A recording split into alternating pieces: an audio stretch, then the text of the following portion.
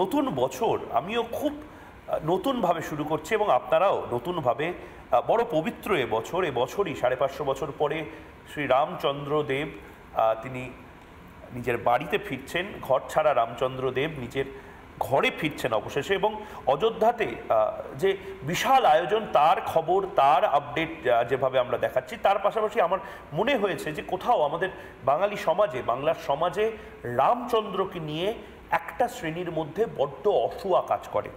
রামচন্দ্রকে নিয়ে কিছু রাজনীতিবিদ বড্ড নেগেটিভ পাবলিসিটি করেন, এবং এটার কারণ নেই। কারণ ইন্দোনেশিয়াতেও বহু মত, বহু ধর্ম এবং বিভিন্ন ধর্ম রয়েছে যেগুলো রামচন্দ্রদেবের ধর্মের মধ্যে পড়ে না, কিন্তু তারপরেও ইন্দোনেশিয়াতে এত বড় উৎসব হয়, সারা পৃথিবীতে এত বড় উৎসব হয়। রঘুপতি রাম শুধুমাত্র ভারতের গল্পে নয়, সারা দেশের, সারা বিশ্বের বিভিন্ন গল্পে রয়েছেন, এবং এই গল্পগুলো খুব জরুরি। রামের গল্প জানা জরুরি, বাল্মীকির গল্প জানা জরুরি। গীতা শুধু কি শ্রীমদ্ ভগবদ গীতা মারা যাওয়ার সময় আমার আপনার বুকে রেখে দিয়ে চিতায় চলে যাওয়ার সময় শুধুমাত্র এই গীতাকে ছোঁয়াটা কি আমরা কাজ বলে মনে করি না? গীতাকে আমরা হৃদয়ঙ্গম করার আরেকবার চেষ্টা করবো। এই সমস্ত কিছু যিনি একেবারে সাধারণ, বিশ্বাস করুন, একেবারে সাধারণ শিশুদের বোঝানোর মতন ভাবে লাগাতার বুঝিয়ে চলেছেন, এবং এই লড়াইটা লড়ে চলেছেন যে সনাতন ধর্ম, সনাতন সংস্কৃতি যাতে বেঁচে থাকে, আরও 10,000 বছর বেঁচে থাকে। সেই ভদ্রলোক আমার সঙ্গে এই মুহূর্তে রয়েছেন, মানস ভট্টাচার্য। অনেক অনেক স্বাগত রিপাবলিক বাংলাতে আসার জন্য। মানসদা, প্রথমেই আমি সেই একটাই কথা যেটা দিয়ে আমি শুরু করলাম, শ্রী রামচন্দ্র বহিরাগত, রাম বহিরাগত একটা শ্রেণীর রাজনীতিবিদ, তারা বছরের পর বছর না, দশকের পর দশক বাঙালির মাথার মধ্যে ঢুকিয়ে দিয়েছেন।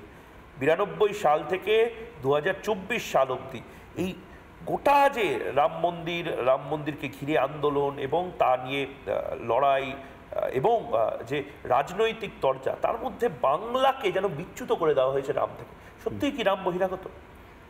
শান্তিনিকেতনে রবীন্দ্রনাথকে বহিরাগত, মানে শান্তিনিকেতনে যদি রবীন্দ্রনাথকে বহিরাগত ধরা হয় তাহলে বাংলাকে রামকে বহিরাগত ধরতে হয় আর কি।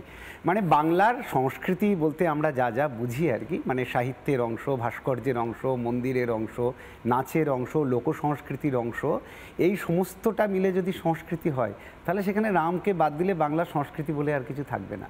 মানে একেবারে আধুনিক কাল থেকে শুরু করে 5000 বছর যে কোনো সময়কালকে ধরে বাংলার, মানে এই বঙ্গ এবং ওই বঙ্গ, দুই বঙ্গ মিলে যে কোনো এলাকাকে যদি ধরা হয় তাহলে সেই এলাকায় যে রামের অস্তিত্ব ছিল সেটা প্রমাণ করা খুব সহজ।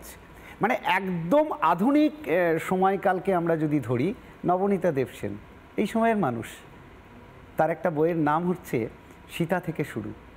মল্লিকা সেনগুপ্ত এই সময়ের কবি, তার কাব্যগ্রন্থের নাম সীতায়ন, দুটোই রামায়ণ থেকে নেওয়া।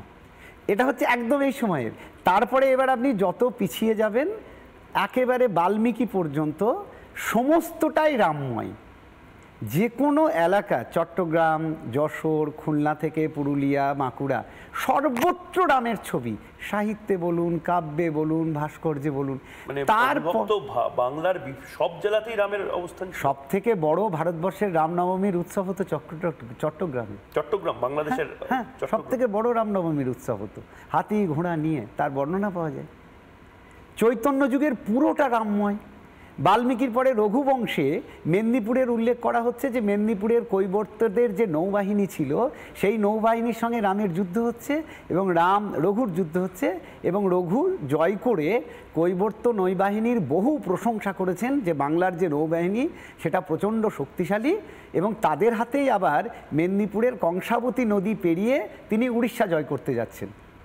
তো সেটা কোথাকার?